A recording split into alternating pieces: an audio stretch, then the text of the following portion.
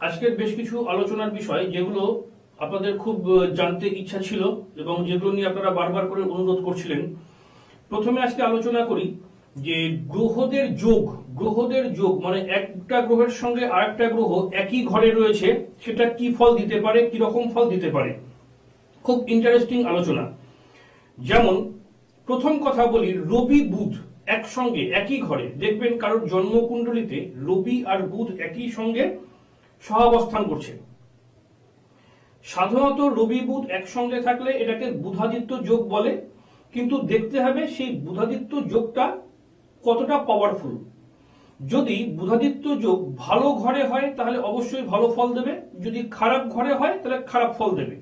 ভালো ঘর বলতে যদি দেখা যায় মিথুন রাশির ঘরে বুধ রবি যুক্ত, যদি দেখা যায় সিংহ রাশির ঘরে বুধ রবি একসঙ্গে, কন্যা রাশির ঘরে বুধ রবি একসঙ্গে, এইগুলো যদি হয় কোনো একটা ঘরের মধ্যে, তাহলে জানবেন যে এই বুধাদিত্য যোগ আপনাকে ভালো ফল দেবে।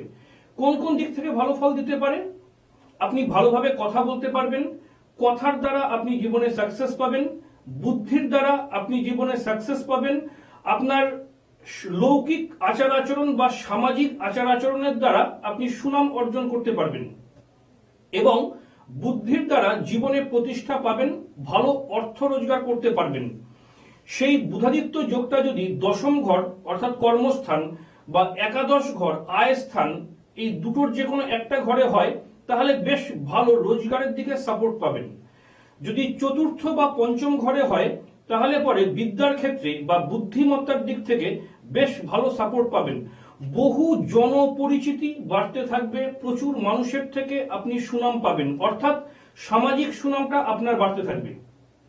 কিন্তু যদি দেখা যায় এই রবি আর বুধ একই সঙ্গে খারাপ জায়গায় রয়েছে, তাহলে পরে সঠিক সময়ে সঠিক বুদ্ধি প্রয়োগ করতে পারবেন না, সঠিক সময়ে সঠিক কাজ সঠিকভাবে হবে না, যা কিছু করতে যাবেন সেটা বারবার ভোগান্তির শিকার হতে হবে। সঠিক কথা বলতে না পারার জন্য আপনার কাজ আটকে থাকবে, সামাজিক সম্মান বা সুনামের জায়গাটা কিছুটা বিঘ্নিত হবে।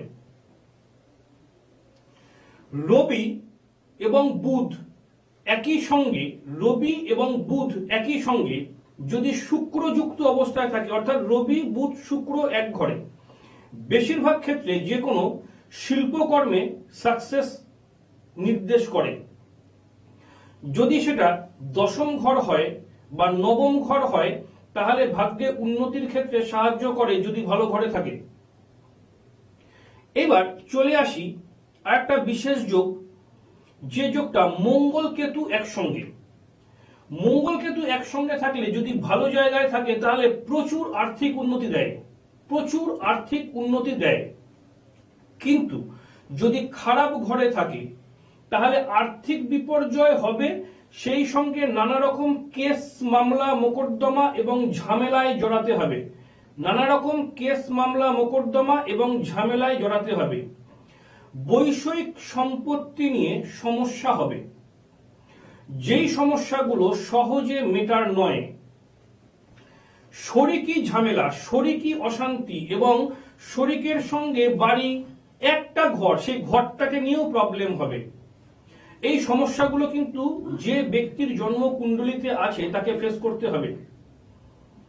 আবার শনি এবং রাহু একই ঘরে একসঙ্গে রয়েছে, শনি এবং রাহু এক ঘরে একসঙ্গে রয়েছে, যদি সেটা লগ্নে থাকে তাহলে পরে শারীরিক সমস্যা, শরীর বারবার ডিস্টার্ব হওয়া, শরীরের হাড়গোড় সংক্রান্ত সমস্যা, দীর্ঘস্থায়ী কোনো ব্যাধি, রোগ ব্যাধি, এইগুলো, নার্ভাস সিস্টেমের কোনো প্রবলেম, আচমকা চোট বা আঘাত লেগে শরীরের কোনো অঙ্গ ড্যামেজ হয়ে যাওয়া, এইগুলো কিন্তু ইন্ডিকেট করে।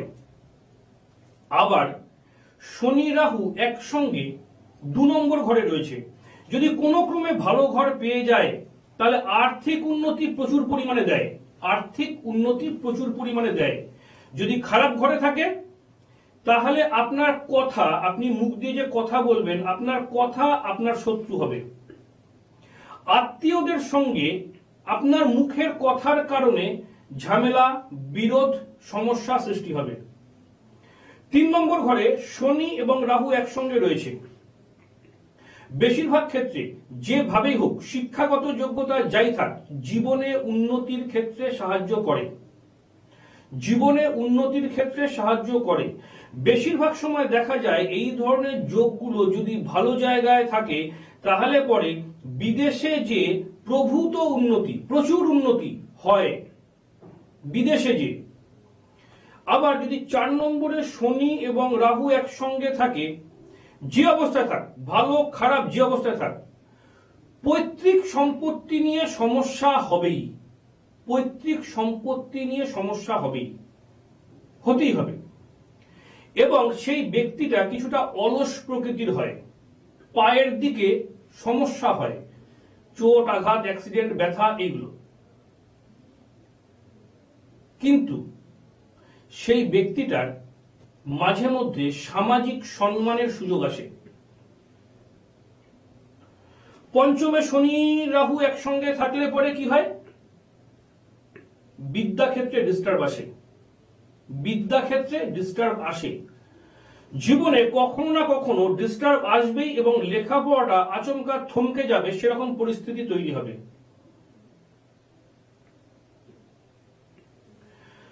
আমি বাস্তবে দেখেছি 10 নম্বরে শনি এবং রাহু একই ঘরে 10 নম্বরে শনি রাহু একসঙ্গে রয়েছে। বাবার দিক থেকে বা পিতৃপক্ষের দিক থেকে সাপোর্ট সেরকম পায়নি বা পাওয়া যায়নি। বহু সময় দশমে শনি পিতৃস্নেহ থেকে কিছুটা বঞ্চিত করে বা পিতার সঙ্গে সম্পর্ক খুব একটা ভালো রাখতে দেয় না।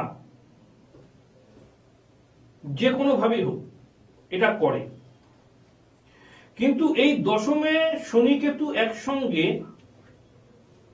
একটু বেশি বয়সে জীবনে ভালোভাবে প্রতিষ্ঠা দেয়, কিন্তু জীবনের ভুল সিদ্ধান্ত থেকে সাবধান থাকতে হয়।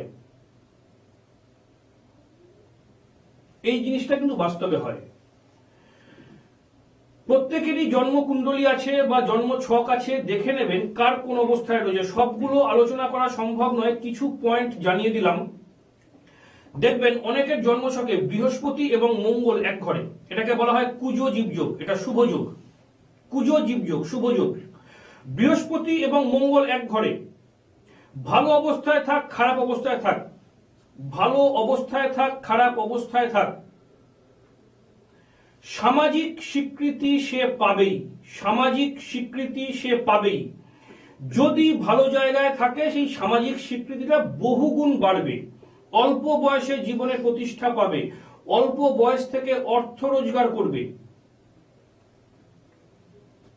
পঞ্চমে মঙ্গল বৃহস্পতি একসঙ্গে যদি ভালো জায়গায় থাকে, শুভ অবস্থানে থাকে, অন্য কোনো শুভ গ্রহের দৃষ্টি থাকে, তাহলে প্রচুর নামডাক হয়, বিদ্যা শিক্ষায় সাফল্য পায়, উচ্চ বিদ্যা লাভ হয়। সে কোনো না কোনো সাবজেক্টে সাবজেক্ট এক্সপার্ট হয়। মিলিয়ে নেবেন আমার কথাটা। দেখেছি বাস্তবে মঙ্গল বৃহস্পতি একই সঙ্গে দশম ঘরে 10th হাউসে রয়েছে,